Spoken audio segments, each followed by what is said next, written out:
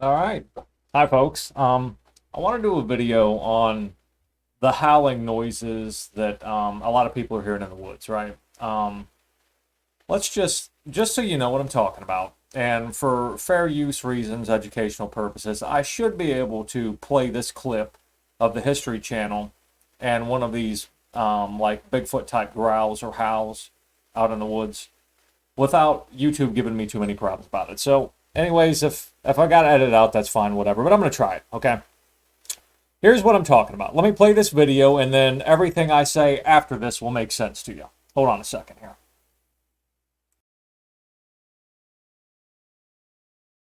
May 2015, a local horticulturalist is recording himself during a routine mushroom hunt in the woods of northern Illinois.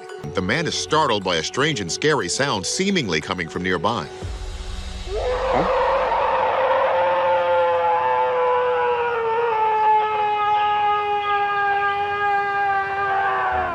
It's a long, drawn-out.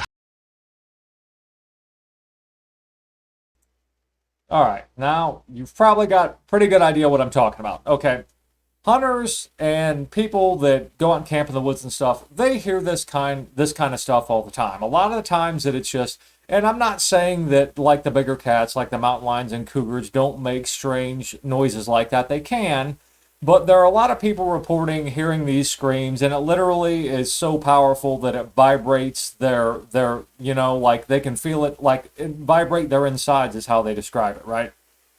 A lot of weird stuff going on out there, right? And it's not something that can be easily explained away if you experience it. If you're out in the woods and you hear something so loud that sounds like that, and it also vibrates your chest, I mean, there's obviously something else going on. It's some type of infrasound or sonic type of thing happening, folks. It's happening to you, on another level. It's not just, audible sounds that you're picking up from what you can hear with your own human ear. I mean, it is sound you can feel, something else is going on, right? And I wanted to play you that so you know what I'm talking about. Now, okay. Now, another reason why I'm making this video is a lot of people think that like these fringe type of things are only accounted for in like occultic folklore or mythology, and the Bible doesn't cover it. And quite honestly, that's why I'm making this video, because I'm frustrated with that view, because it's my opinion and my strong opinion that these howling type of beings out in the woods in the wilderness are absolutely spoke about in the Bible.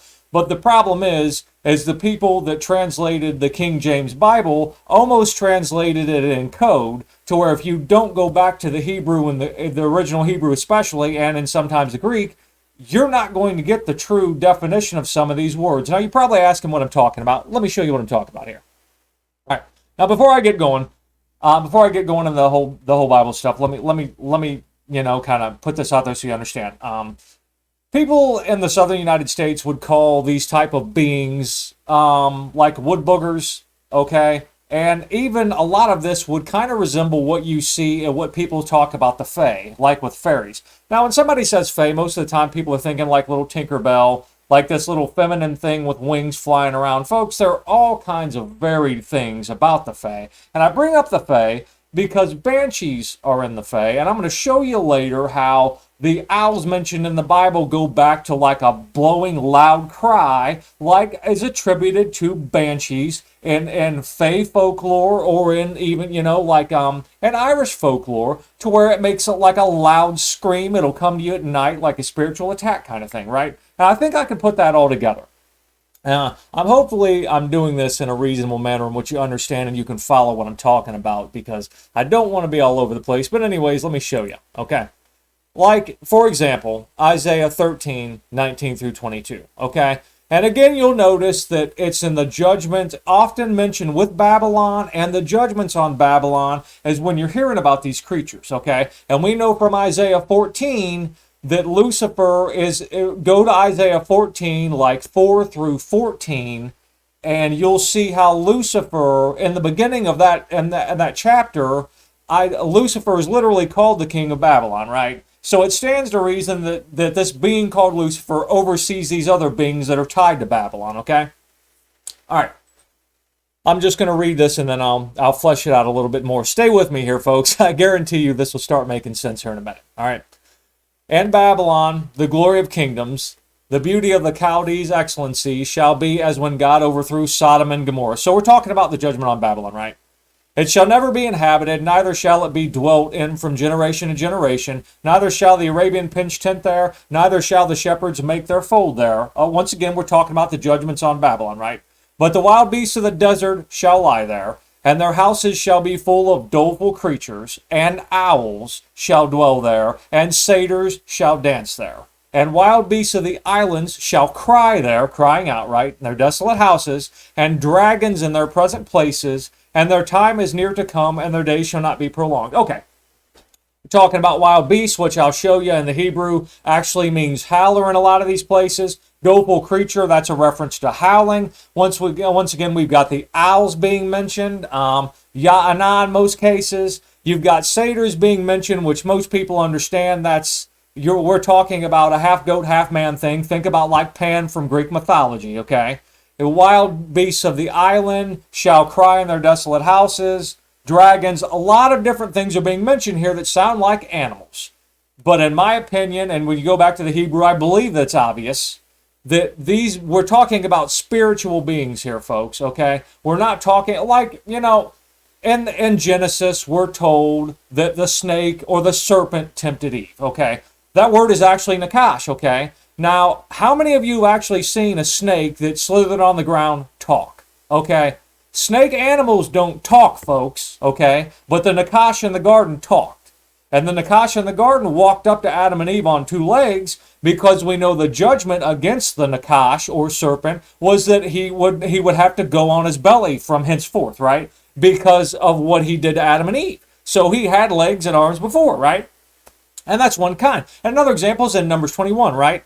When God tells Moses to make the seraph, okay, and stick it on the pole, and the Israelites that looked upon the seraph on a pole when they were bitten by actual snakes, that they would be healed and they wouldn't die. There's two words in that passage right there in Numbers 21, folks. One is seraph, the other is nakash. So once again, you got the same word being used that was used in Genesis, nakash, which seems like a general word to describe a serpent. And then you've got seraph, which is a more descriptive word, which is actually translated fiery serpent, okay? And also it is linked to the seraphim, which had 6 wings, okay? So I think like that would be like me seeing, like telling you, oh, I was out in the woods and I seen a big cat. Well, that tells you it's cat-like, but it's not very descriptive. But if I tell you I seen a mountain lion or a cougar, that differentiates it from a tiger or a lion. You see what I'm saying? So it's my belief that maybe nakash might be a general term to describe a serpent type of spirit being, and there were seraph or seraphim being a more descriptive word, because then that denotes it had 6 wings and it had a fiery appearance, okay? Hope you understand what I'm talking about. And similar verbiage is also in Isaiah 34, 14 through 15. Let me read this real quick and then I'll show you in the Hebrew, right? The wild beasts of the desert shall also meet with the wild beasts of the island, and the satyr shall cry to his fellow. So once again, you got satyrs crying out, okay? And the screech owl shall rest there, which is Lilith, folks. If you're not familiar with that term, when you see screech owl in the Bible, folks, that is Lilith, okay? Google Lilith if you don't understand the background to what that term means in Jewish folklore and other folklore, right? Okay. The screech owl shall rest there and find for herself a place of rest. Notice she has a sex. It's feminine. Her, okay? There shall the great owl make her nest and lay and hatch and gather under her shadow. And there shall the vultures also be gathered, every one with her mate. Okay. With her mate, okay? They're feminine with a mate. We're probably describing a male, okay? And once again, the great owl literally might be some type of reference to like Astarte or Ishtar, folks. You know, like the Bernie relief. If you Google Bernie relief, it's the queen of the night. That image that everybody links back to Easter or Ishtar or Astarte, and it's got wings and bird-like feet, but it's a woman figure, and her feet are on top, or she's standing on her like claws or talons are standing upon like what looks like a jackal or something, and she's got owls to her left and her right, okay? The great owl might literally be a reference to that, right? We know that the Canaanites worship these type of beings. The Canaanites worship the Queen of Heaven, right? So there might be a link somewhere. It might be another type of being, but I guess another point I want to make is I want to kind of broaden everybody's horizon because it's horizons on this because it's my opinion that a lot of these terms that we're using are very general terms, and there's even more descriptive terms like I described with Nakash and Seraph. I don't want to beat on that too long, but I believe that the demonic kingdom, folks, is full of all kinds of different types of beings, right? I don't believe it's simplistic. I think it is as varied as nature is varied. There's all kinds of different animals in nature. I think there's all kinds of different demonic beings, okay? And I think that is what we see in Isaiah, is what we're kind of beginning to understand that by looking at Isaiah, right? Okay, now, excuse me, going back to Isaiah 13, right? Wild beasts of the desert, okay? Wild beasts. It's doleful creatures I wanted to show you right here. Okay. That is Oak, however you want to pronounce that. I'm not a Jewish scholar, but a howler or lonesome animal. So what's being implied here is this thing is out in the woods and howling like the video I just showed you of what some people think is a Sasquatch out in the woods crying out, right? Okay. Once again, you have owls, okay? This is actually daughter of the owl. You'll see Bath, daughter. So these things are, the Ya'ana reproduce, okay? Excuse me, I burped again. Sorry, folks. Okay, with the owls here, once again, let me make this point, okay? You've got a daughter of an owl. If that's a daughter of an owl, folks, these things are reproducing. That is the Ya'ana. There'll be more on that in future videos because I think that's actually linked to like a lot of, like a succubus spirit or a banshee, and I'll get into that later. You've got the satyrs. I think it's the wild beasts that are also, right here again, you've got another word, a different type of word that's being described, wild beasts of the island, but also it's a howler. So these entities get out in the woods and howl out, okay? Another example of this would be like the Sierra Sounds, Ron Moorhead. If you Google Ron Moorhead Sierra Sounds, there's all kinds of strange sounds that he recorded out in the woods, folks. Okay? Him and some camping buddies went out there over a long period of time and recorded these things out there, right? It's even in one of David Paulides' videos. He interviews Ron Moorhead and plays some of the sound clips. Some people call it samurai chatter because to them it sounds like, like some type of language and they're going back and forth almost like samurai war cries, I believe is the implication. But I wanted to show you that. Now, moving on here, folks. I believe basically like there's a spiritual Babylon, folks, that is full of these type of creatures, right? And just to kind of concrete my point on that, let's go to Revelation 18, okay?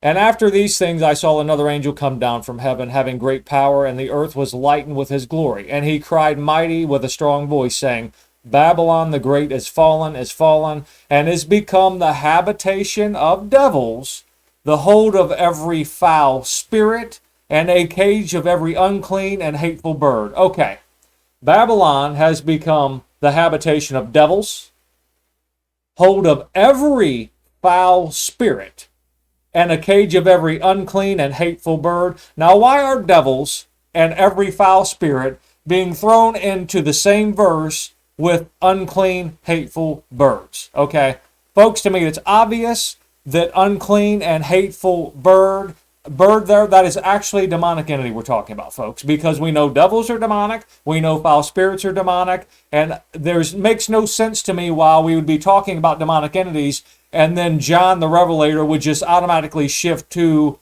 a natural bird that's just hateful. Folks, that doesn't make sense, right? There has to be something more going on there, right? All right. Now, I want to also show you this. In the Dead Sea Scrolls, there are verses in here that kind of concrete what I'm talking about. And I'll just read this fragment of the Dead Sea Scrolls out of this book called The Songs of the Sage, which actually people believe are like songs for exorcism, okay? And let me just read you what it says here. And I, the instructor, proclaim his glory, his glorious splendor, so as to frighten and to terrify all the spirits of the destroying angels, spirits of the bastards, demons, Lilith. Once again, you have howlers and desert dwellers, okay?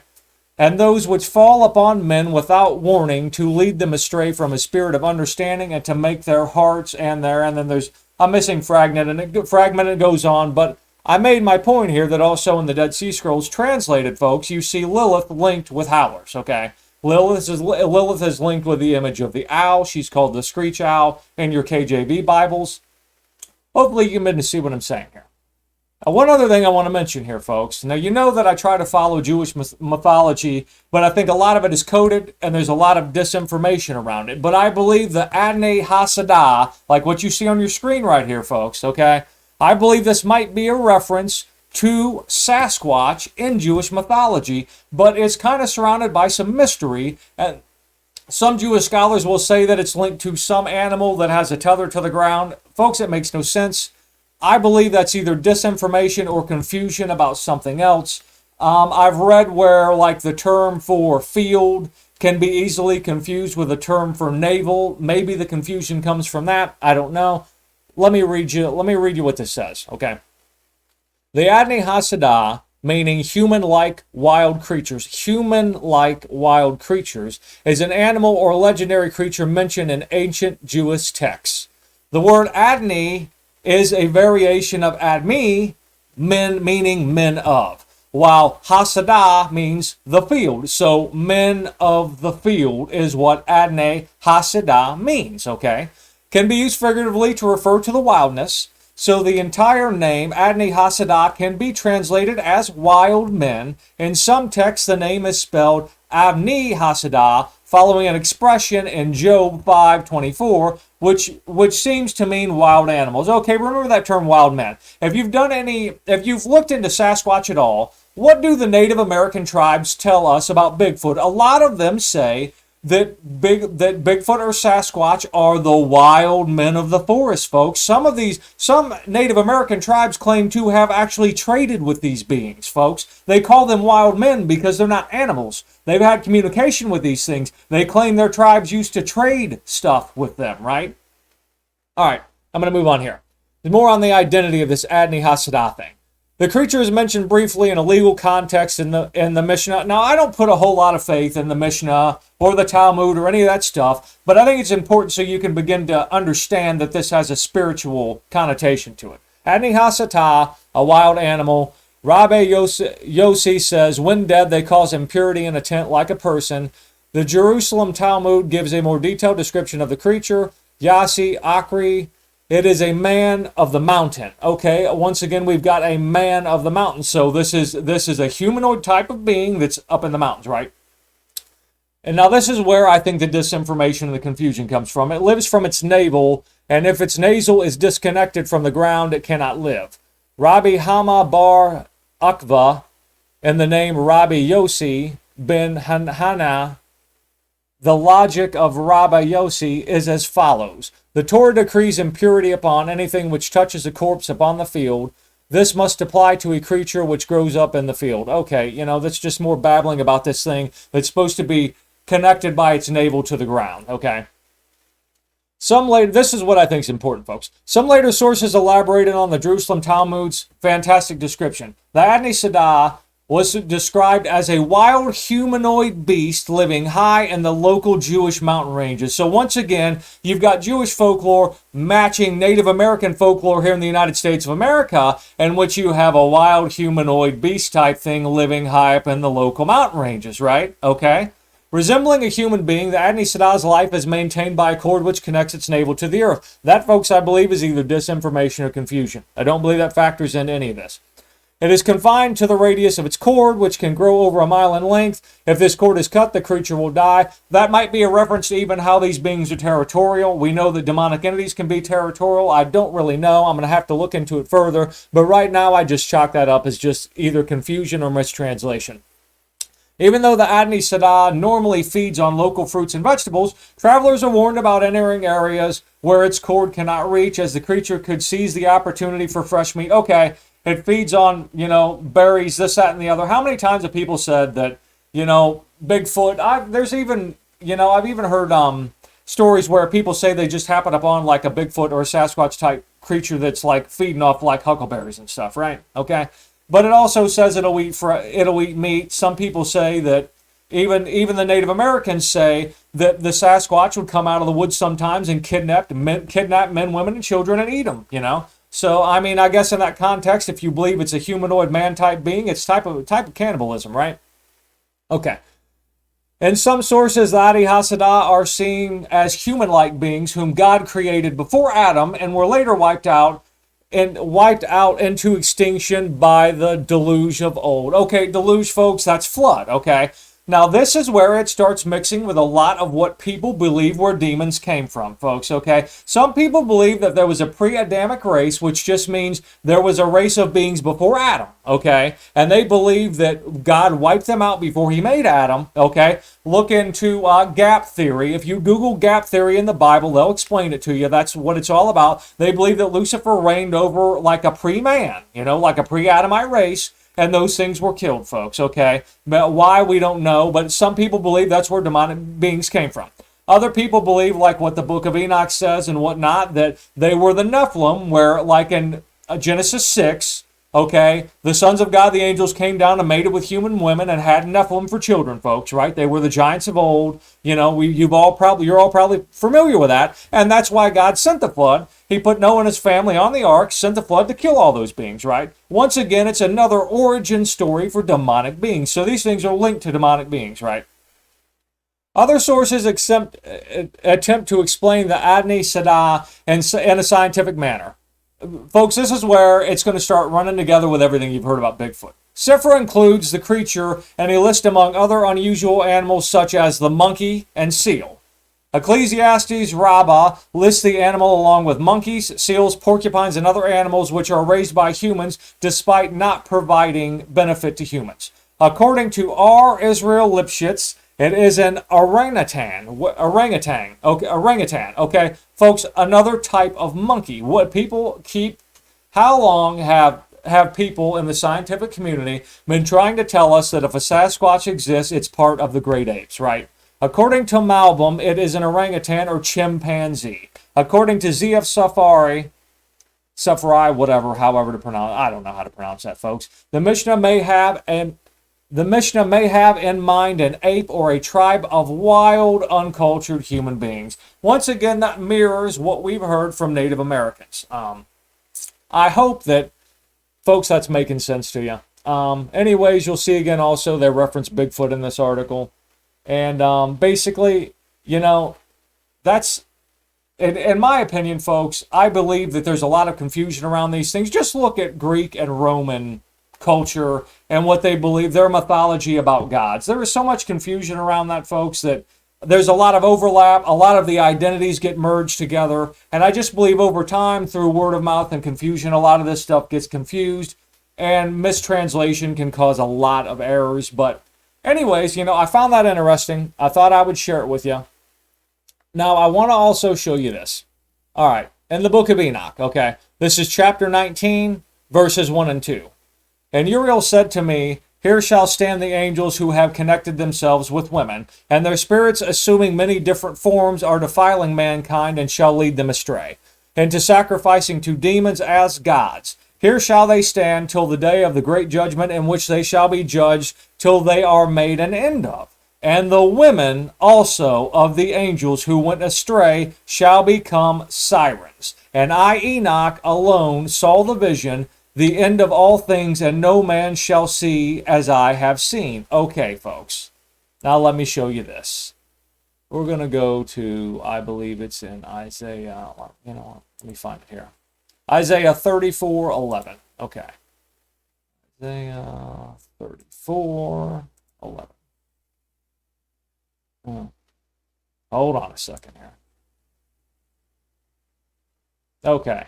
Now, Isaiah 34:11. Again, we're talking about the judgments on Babylon and whatnot, and this word owl in this verse, okay, that is Yansuf, okay, unclean aquatic bird, probably a heron. Folks, that's not a heron, that's a demonic entity. And it's associated to a blowing cry. Now, what do banshees and sirens are associated also with loud, audible sounds? Banshees even into a type of sonic attack, right? And I felt that was interesting that once again you kind of see like how all these things kind of blend together, you know. So yeah, folks, I'm gonna do some more videos on some of this stuff as how it just kind of seems to be, you know, part of Jewish mythology, but it gets confused, right? And without somebody that understands Jewish folklore like a real, you know, Israelite, it's difficult to understand. I think a lot of confusion comes from the Strong's interpretation of those words, and how you'll notice in some of these words it'll even tell you that when you look it up, Strong's concordance will tell you that they're not even sure what that word means. I see it a lot when I'm looking into this. But anyways, folks, I just thought you might find that interesting. So until next time, folks, God bless you all in Jesus' name.